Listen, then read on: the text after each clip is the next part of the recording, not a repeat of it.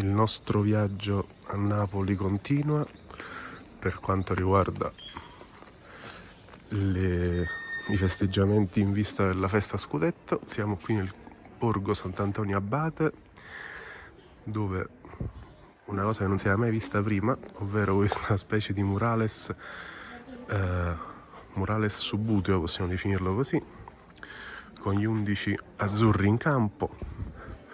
C'è Lozano e non Politano, però rispetto a tutti gli altri che abbiamo visto di solito ci sono anche i panchinari, vedete, con tanto di Spalletti, Olivera, Ostigaard, Ndombele, Elmas, Raspadori, Simeone e Politano, quindi per non scontentare nessuno. E diciamo che questa è davvero una genialata. È stato dipinto questo muro di verde per ricreare il campo da gioco.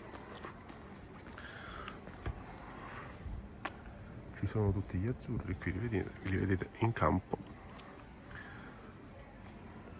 fino a Meret. È davvero molto curiosa